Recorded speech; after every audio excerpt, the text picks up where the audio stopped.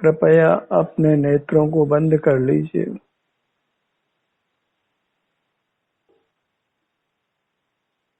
अपने भीतर आ जाइए।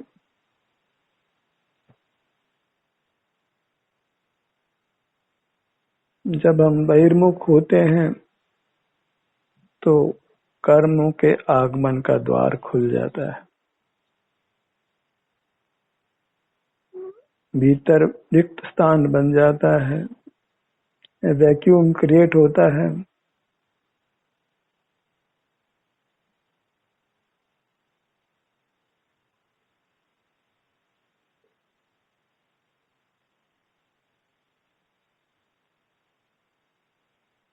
भीतर रिक्त स्थान बनता है और कर्मों के आगमन का द्वार खुलता है, जिससे कर्म सुगमता से हमारे भीतर प्रविष्ट होते हैं।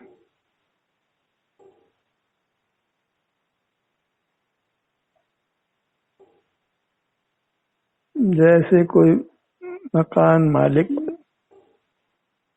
परिवार के सदस्य घर से बाहर जाएं और दरवाजे खुले छोड़ दें तो फिर घर में चोर, पशु पक्षी कोई भी सुगमता से प्रवेश करता है। यही स्थिति हमारी है। जब हम बहिर्मुख होते हैं तो भीतर रिक्त स्थान बनता है और बहिर्मुख होने से कर्मों के आगमन का द्वार खुल जाता है और कर्म भीतर निवास करते हैं और हमारी शुद्धि को, हमारे सुख को नष्ट करते हैं। इसके विपरीत जब हम अंतर्मुख रहते हैं, अपने भीतर निवास करते हैं, तो भीतरिक स्थान नहीं बनता और कर्मों के आगमन का द्वार भी बंद रहता है। तब हम सुख से हमारे भीतर रहते हैं। अपने भीतर वैक्यूम क्रिएट मत होने दीजिए। जो मूर्त कर्म आ चुका है पहले ही, जब हम अपने भीतर आते हैं तो फिर कर्मों को बाहर निकलना होता है। जब मकान मालिक प्रवेश करता है तो फिर पशु पक्षी चोर जो भी आए उनको बाहर जाना ही होता है।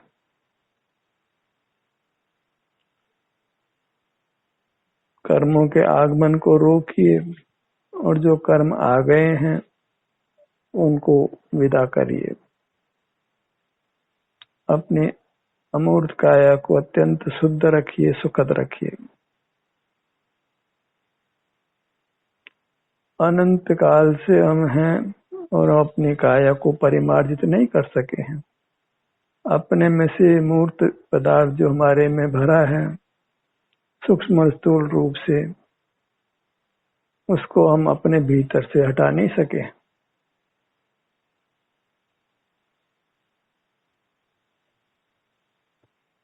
बंधन स्पष्ट दिखाई देता है, स्थूल मूर्त काया प्रकट दिखाई देती है। शरीर में वेदना होती है, वो भीतर कर्म के निमित्त से ही होती है। राग आदि की उत्पत्ति होती है, वो भी भीतर कर्म की उपस्थिति से ही होती है। जितना चित्त विकार जीव में पैदा होता है उसका कारण भीतर रहा हुआ कर्म है। अन्यथा जीव में राग आदि की उत्पत्ति होना संभव नहीं है, मूर्त कर्म का संबंध होना संभव नहीं है, दुख का होना संभव नहीं है। सुख स्वभावी जीव दुख को क्यों भोगे, राग और रोग से पीड़ित क्यों हो, अविनाशी तत्व जन्म मरण उसका क्यों हो। बस उसके लिए अपने भीतर निवास करिए, सिर से पांव तक ही बने रहिए और इस मूर्त कर्म को यहाँ से विदा करिए। अपने सन्मुख होते हैं तो राग की चिकनता पैदा नहीं होती, राग की स्निग्धता पैदा नहीं होती, शुष्क परिणाम होता है और उससे कर्म हमारे साथ संबंध को प्राप्त नहीं करता। हमें छोड़ देता है।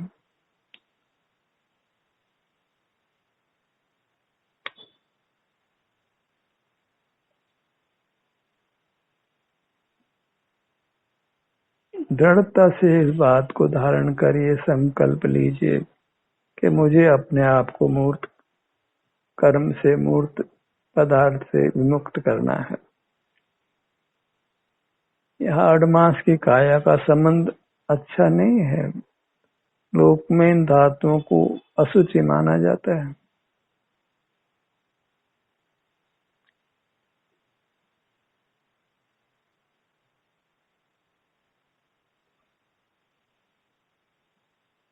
आड़ चांद की काया के बीच में रहना इस चैतन्य प्रभु को शोभा नहीं देता है। सकल मूर्त पदार्थ को अपने क्षेत्र से विदा करने के लिए, बंधन रहित करने के लिए यहाँ निवास करिए, यहाँ ठहरिए, यहीं बन कर रहिए। यहाँ आपको सुख मिलेगा, बिना किसी बाह्य पदार्थ को भोगे हुए, बिना किसी बाह्य पदार्थ को देखे जाने हुए।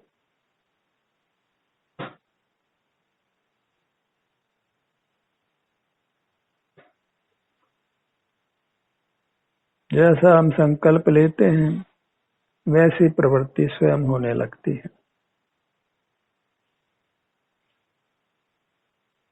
हम क्या चाहते हैं और उस चाहत की पूर्ति कैसे होगी। हम सुख चाहते हैं और सुख की कामना की पूर्ति कर्मों के बंधन को मिटाने से होने वाली है। कर्मों के बंधन मिटाने के लिए हमें जहाँ कर्म के बंधन है वहीं पहुंच कर रहना होगा, वहीं बने रहना होगा डटकर। तो फिर कर्म को हमारा बंधन छोड़ना ही होगा। हम रहेंगे तो कर्म नहीं रहेगा और हम नहीं रहेंगे तो कर्म रहेगा। जीव वस्तु में रिक्तता नहीं हो सकती है। हम रहेंगे सुख से यहाँ रहेंगे, हम नहीं रहेंगे तो कर्म रहेगा, फिर हम दुख से जीवन में रहेंगे। सुख दुख की इस मीमांसा को अच्छी तरह समझकर अपने में बने रहिए, सिर से पांव तक बने रहिए। इस मीमांसा के बल पर ही हम संसार दुखों से पार होंगे, संसार से पार होंगे, परमात्मा बनेंगे। हमें अपने में ही निवास करना है, अपने सिर से पांव तक ही बने रहना है। कैसी भी अनुभूति भले ही हो, अपने सन्मुख होने से रागादि की उत्पत्ति तो नहीं होती, मोह तो उत्पन्न नहीं होता, पर शरीर में वेदना का अनुभव हो सकता है संचित कर्म के उदय से, और उसके प्रति हमें सहिष्णु होना होगा। सुख दुख जो शरीर में है उसके प्रति संभाव धारण करना होगा। सुख दुख में हम समता धारें,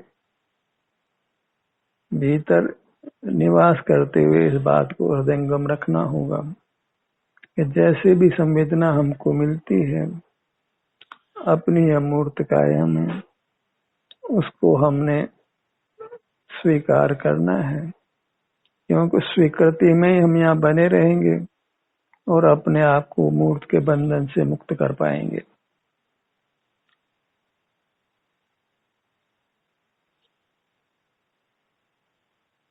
शरीर में बने रहने के लिए कोई ज्ञान और बल की आवश्यकता नहीं है। बहिर्मुख रहने में तो फिर भी कुछ प्रयत्न होगा, पदार्थों को देखने जानने के लिए कहीं जाना पड़ता है।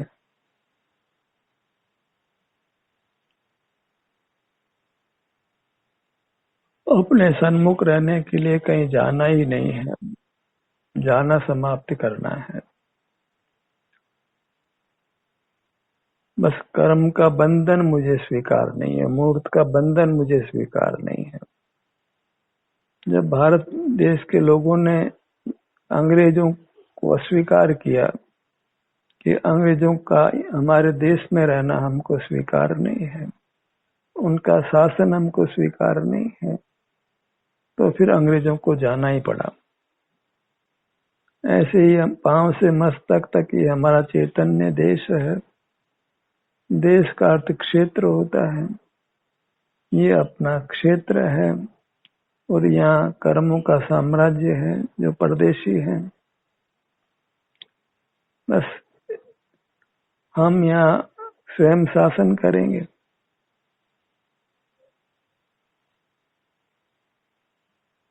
तो फिर कर्मों को बाहर जाना ही होगा, और कर्मों के बाहर जाने पर हम स्वतंत्र होंगे, स्वाधीन होंगे, आनंद होगा। बस कर्म छोड़ो, आंदोलन चलाओ। कर्म हमारे क्षेत्र को, हमारी अमूर्त काया को छोड़ो।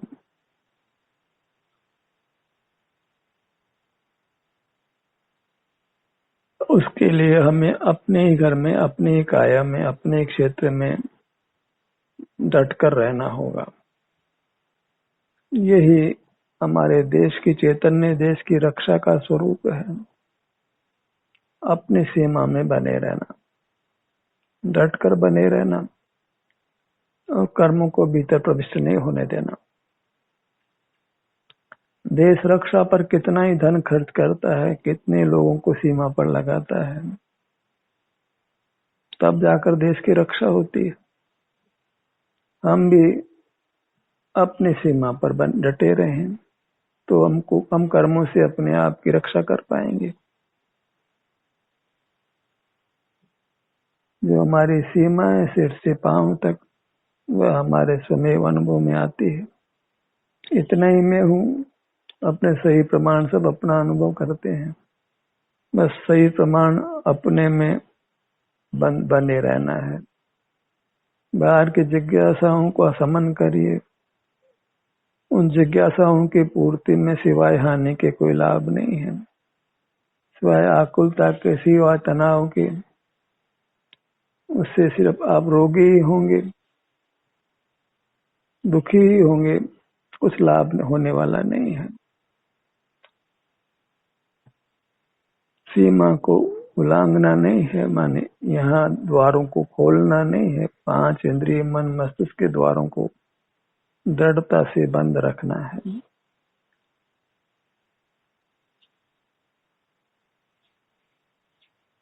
परमात्मा सुखी हैं क्योंकि वे बंद इंद्रियों वाले हैं। जो सब संपूर्ण रूप से मूर्त काया से मुक्त हो चुके हैं, तो वे मूर्त इंद्रियों से भी मुक्त हो गए हैं।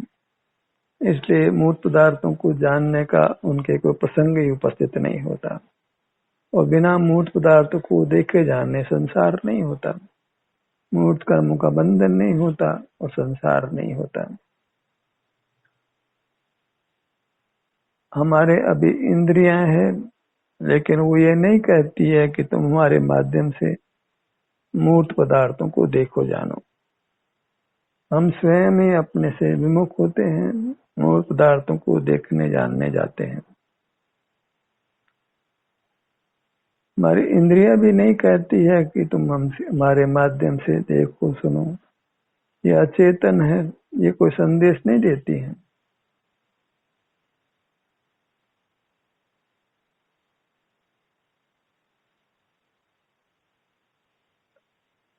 एक ही संकल्प, दृढ़ संकल्प की अपनी अमूर्त काया को मूर्त पदार्थों से, उनके बंधन से मुक्त करना है। हम रहेंगे और विदेशी कोई तत्व हमारे भीतर नहीं रहेगा। यह हमारा अधिकार है। लोक में भी कौन परदेशी को, बाहर के व्यक्ति को अपने घर में प्रविष्ट होने देता है? घर में प्रविष्ट क्या है, हमारी तो कर्म अनादि से रह रहे हैं, और हम उनको निकालने का प्रयत्न नहीं करते, द्वारों को और खुला रखते हैं। इससे कर्म आता है, फल देकर जाता भी है। जब तक आगमन का द्वार खुला है, तब तक दुख बना ही रहेगा। रागाद्य की उत्पत्ति होती ही रहेगी। बस जगत के सन्मुख नहीं होना है, वही द्वारों को, कर्म के आने के द्वारों को खोलना है। संस्कार अनादि का है, जगत के सन्मुख रहने का।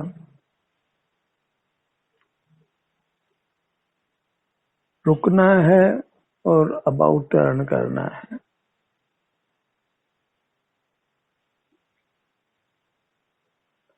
बस मुंह पलटने जितना सा ही मोक्ष का पुरुषार्थ है। जो मुख पर की ओर था वह मुख अपनी ओर करना है।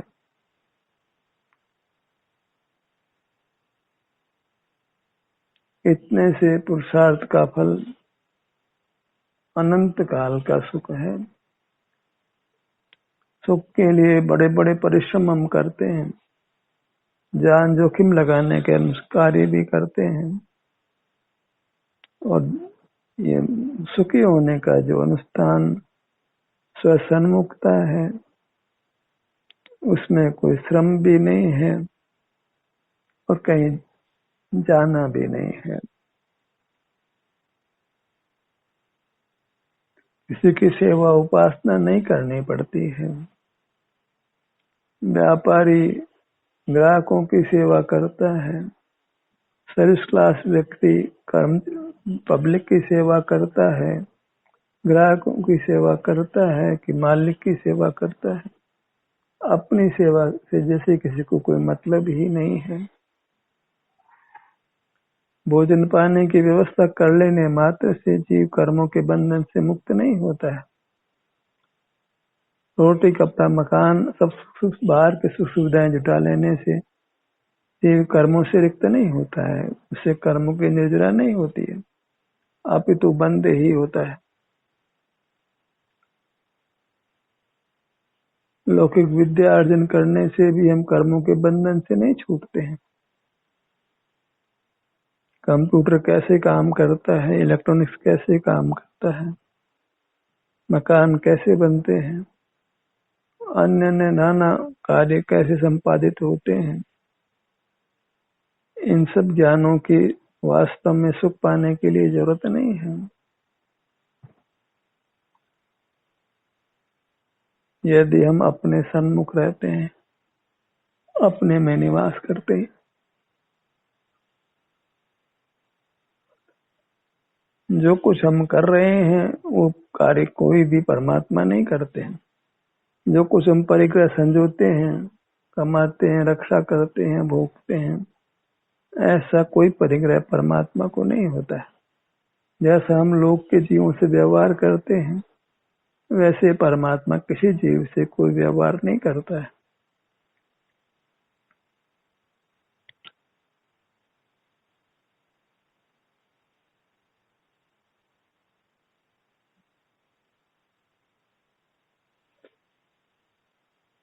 अपने ध्यान को अपने दोनों नेत्रों के भाग पर लाइए।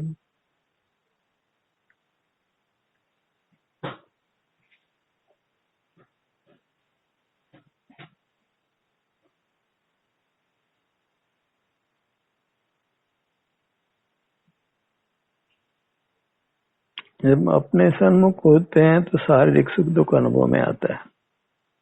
जब हम पर के सन्मुख होते हैं तो इंद्रिय सुख दुख का अनुभव होता है। सुख दुख के अनुभव के बिना जीव नहीं है।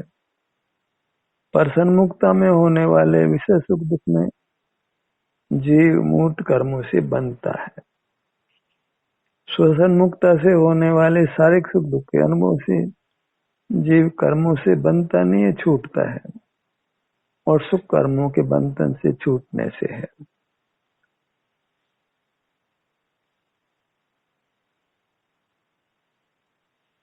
अपने ध्यान को अपने ललाट भाग पर लाइए।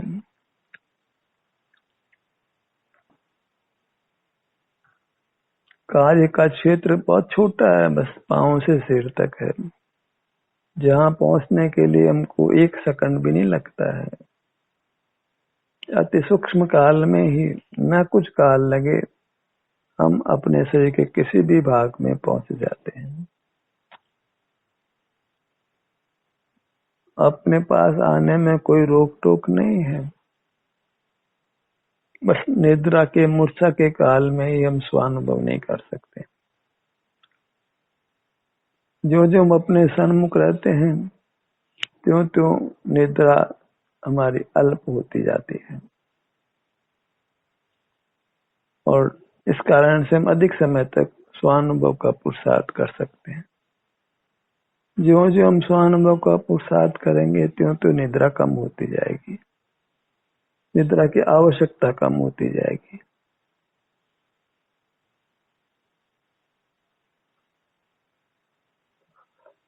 अल्प निद्रा के या बिना निद्रा के ही हम अत्यंत स्वस्थ और सुखी रहेंगे। दोनों कानों के भाग पर आइए।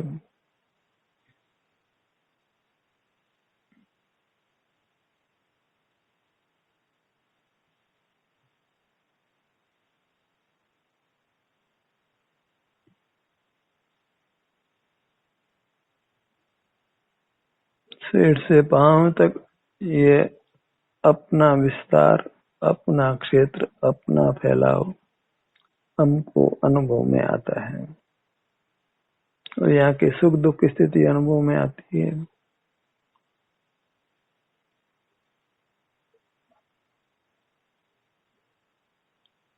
इतना मात्र स्वास्थ्य को, सुख को पाने का उपाय है।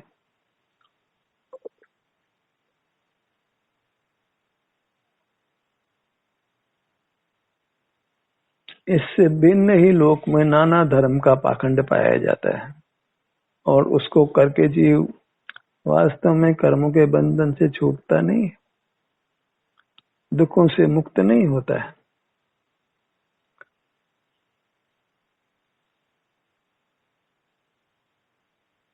अपने भ्रूमध्य पर आइए।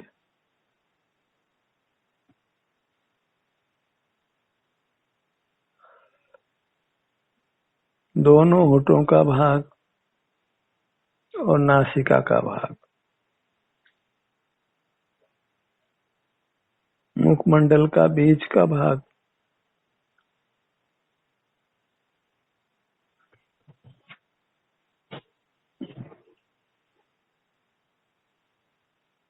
स्वसन्मुखता का अनिर्वचनीय लाभ है, अनिर्वचनीय सुख शांति की प्राप्ति है।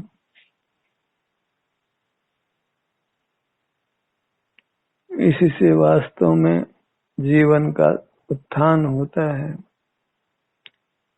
आत्मोन्नति होती है। इससे ही वास्तव में हमको प्रमोशन मिलता है।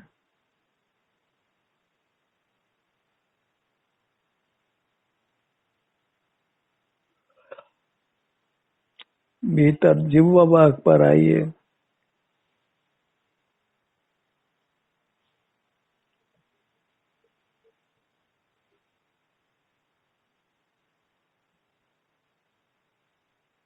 हर भाग की आराम वेदना की स्थिति हमारे स्वतः अनुभव में आती है। बाहर से ध्यान हटा लेने पर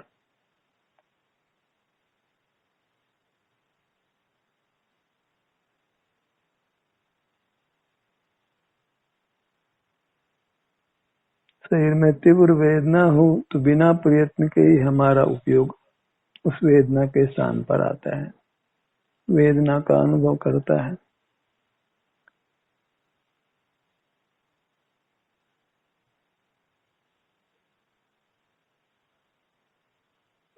दोनों कान,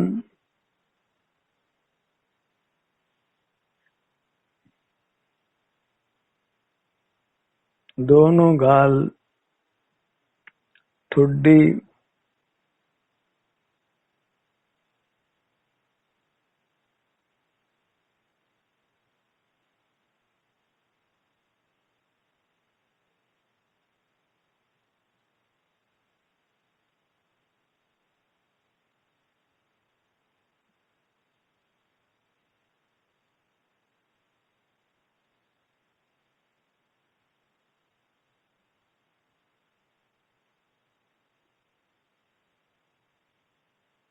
पूरा मुखमंडल, ठुड्डी से सिर तक, बाएं कान से दाएं कान तक, नासिका से पीछे तक।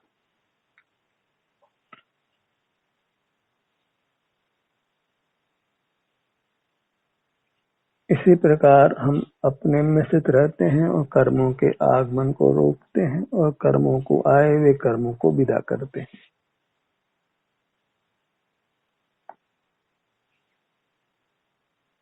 ये सूक्ष्म मूर्त कर्म हमें इंद्रिय गोचर नहीं होता, किसी यंत्र के गोचर भी नहीं होता, पर वही वेदना के जन्म मरण के होने में प्रधान कारण होता है।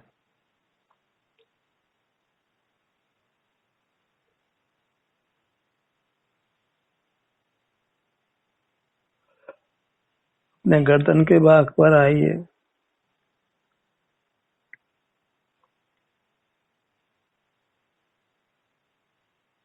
सीना,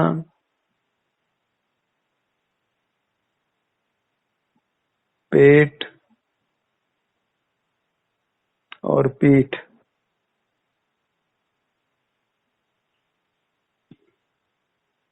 दाहिनी भुजा,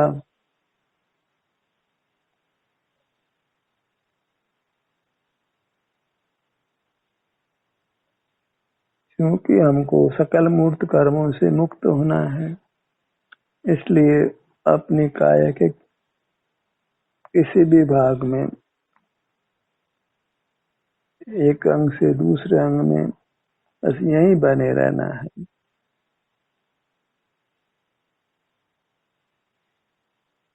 बाएं भुजा, दाएं भुजा, दोनों कंधे, सीना, पेट, पीठ।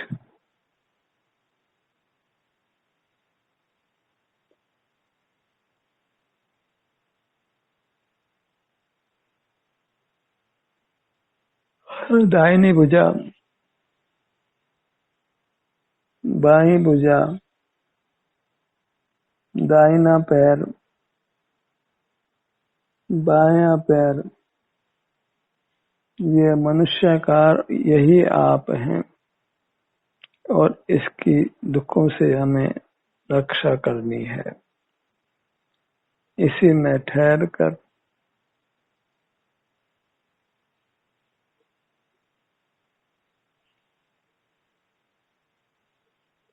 ध्यान का सत्र यही समाप्त होता है। आपकी सहभागिता के लिए धन्यवाद।